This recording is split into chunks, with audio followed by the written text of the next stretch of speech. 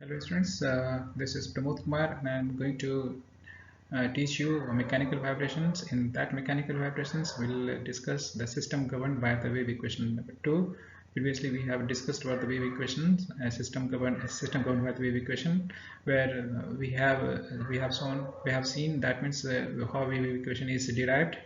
And this in this class also we'll just see the same way but a different system. So this is the unit number 4 and we are going to going for some other system which is already taken in the previous class.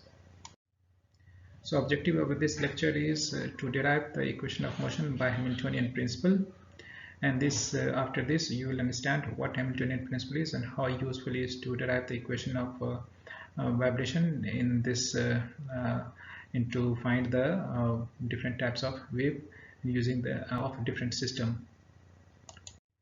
So the derivation of equation of motion by Hamiltonian principles, we know that Hamiltonian principles, so you need to have a kinetic energy as well as potential energy.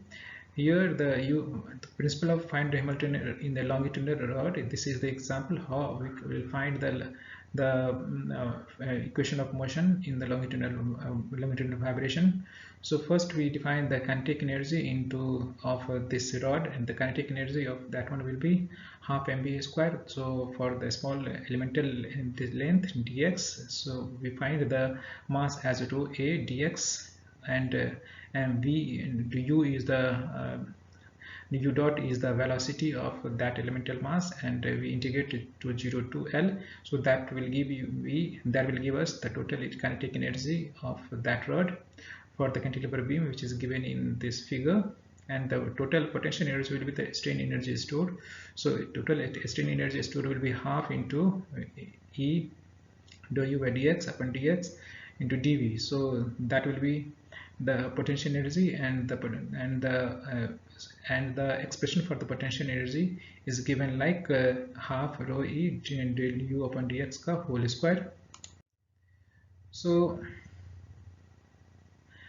Hamiltonian Lagrangian L will be given as u and t, that means kinetic energy minus potential energy. So kinetic energy is what we have derived earlier, and the potential energy is what we have derived in the previous slide. So total Lagrangian will be given like this, where rho a and E are assumed constant. Rho is the density, A is the cross section area, is the Young's modulus. So using extended Hamiltonian principles, we got these expressions where we integrate it from T1 into Tz and delta, and so that this equation is Lagrange, and the previous this term is Lagrange, and this term is Lagrange and equal to 0, where and we have taken boundary conditions like this, where W as T at T1 equal to 0, and W at T2 equal to also 0, and the W and is equal to 0. So the equations will be in this form. Now if you just solve that one equation, so this equation will be in the after the derivations will get this equations, where will be rho a u w upon t1 to t2. That means, and this equations is complete equations, so now we do not need to td dot, and this if you just derive it, you have to derive at your home and to find these equations. And here EA is the constant, and del u is arbitrary. Setting the coefficient of del u dx dt equal to 0, this will yield the equation of motion, and we'll get the equations in this form. So rho u and u double dot Ea du upon dx whole square equal to 0. If you just convert it into if you divide it by rho a in the both side, you will get these equations, and in this way you will find where you will find this equation where c square is equal to E upon rho. So it may be noted from the equation here over here that along the equation of motion one may get a set of boundary condition. That boundary conditions for some of the typical cases given in the following table. You'll see in that table. So in here the case is free end That means the cantilever we have a free end, and that in the boundary conditions for the left x equal to 0, du upon dx will be 0, and boundary conditions at L equal to 1 will be du upon dx will be 0, because both are the free end. But for the fixed end, du upon du x equal to 0, t equal to 0 will be 0, but d equal to x equal to L and t equal to t will be 0, because with the both ends as at the time of at x length it will be 0, and at the final length will be again 0. So, and for the spring and mass system, Ea upon du upon dx will be Ku, and Ea du upon dx will be minus Ku. That is the boundary conditions at right end, and it is the left end.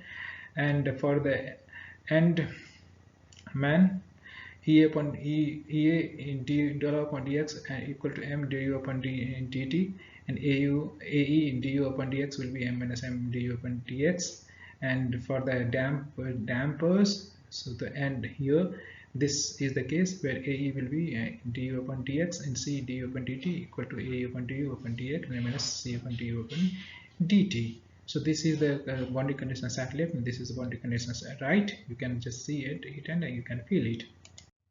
So for find the torsional vibration of shaft, you can just consider torsional vibration of shaft at length L as shown in the figure, where the x is the at the distance x, elemental length dx will be is taken, and the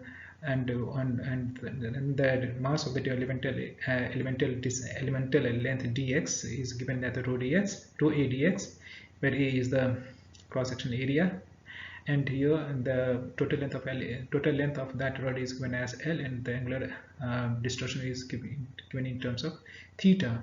So taking this one as a force for a free body diagram, here you can see the tension will be in this direction. If there is the rotation torsion in this direction, there will be tension in the other direction. So let theta t xt is the angular displacement of dx at of dx of the shaft. Then the equation will be written like this one: t equal to ly equal to g d theta by dx. So twist d theta of element length dx, tau equal to gi g theta by dx, where the gip is the torsional stiffness of the shaft, g is the shear modulus of the material, and ip is the polar moment of inertia of the rod. Applying Newton's second law of rotation, q direction, rho I y will be dot to theta by dt into dx, t plus dot t by dx dt minus t will be t. This is the equations we have driven from the free body diagram. So where rho is the mass per unit volume, and for that we have derived this equation. So rho ip equal to 2 theta by dt square dou by dx, g ip d theta by dx, and g into theta upon dt square equal to g ip upon rho ip d2 theta by dx square. So in this case we got these equations where the c square is c square will be g by rho. So the equation of motion for all the three cases discussed will be expressed as CLU upon DTU upon DT square, where LU is the linear differential operator of function UT. The boundary condition in the case of torsion vibration of a rod is given over here. Boundary condition in case of is given in this table. So case is here both end are free fixed end. The fixed end theta 0 t equal to 0 and theta L t will be again 0. Boundary conditions are left, and this is boundary conditions at right. Here x equal to 0, x equal to L. So for the free end, d theta by dx will be 0, and again for the free and the boundary at right condition, d theta by dx will be again 0. So the torsional spring IPG d theta by dx will be k theta, and IPG d theta by dx will be minus k theta will be in the right condition, the right hand side. For the inertial GP, this is the case where inertial GP. So the condition for the left boundary conditions will be IP g d theta by dx and JP d2 theta by dt square, and here IP g d theta by dx equal to JP d theta by dt square. So boundary condition in the case of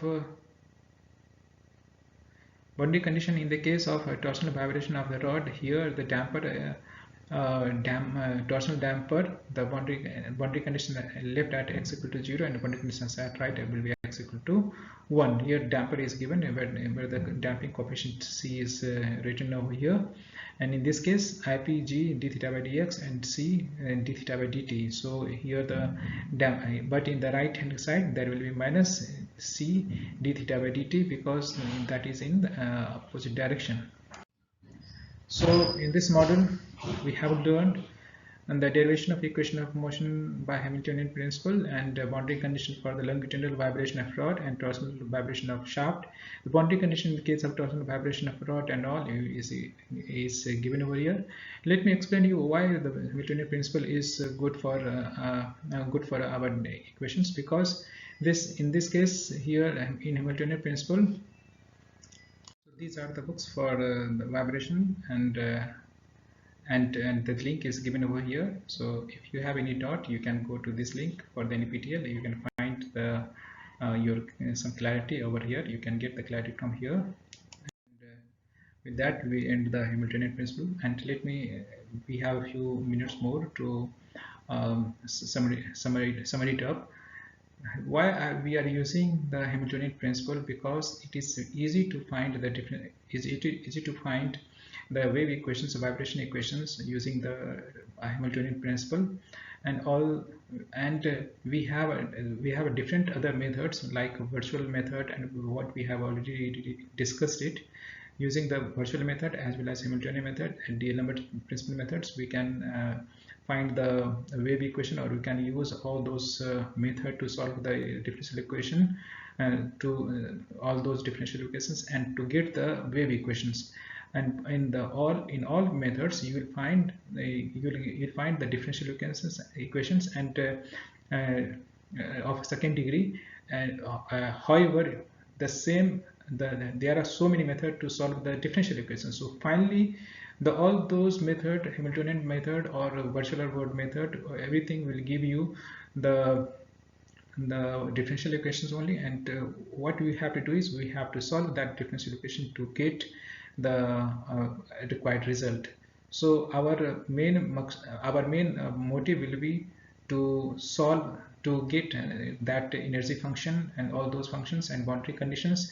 And if you have the clarity on those energy function or potential energy, kinetic energy, whatever that might be in the case of Hamiltonian, so we can use the Lagrangian, like L equal to total kinetic energy minus potential energy, and in the case of virtual energy, we get by the differentiating it, and we'll get the differential equations, and that differential equations will be solved using the MATLAB. I already told you we have to we need to understand the MATLAB, and for that you have to install the MATLAB, and we'll have the project on a few things to solving the differential equations in the MATLAB, and so that we'll have the greater clarity on the mechanical vibrations. Everywhere the mechanical vibration, you will have to solve those differential equations to understand those things. So we'll have some classes on the MATLAB, so that we can will have a better understanding of those mechanical vibrations and other parameters. So in this case we do not give any videos, and if you want to have any videos, you can just go and see some videos on the YouTube, because everything is clear, will be cleared in the class. And whatever you have some queries, you can free to meet me at the required place and B127, and we'll discuss it, and we'll solve your all those queries regarding the vibration. So we'll discuss some other wave equations in the coming classes, and with all those things we'll clear out all those dots and all. So thank you so much. Have a nice time. Bye.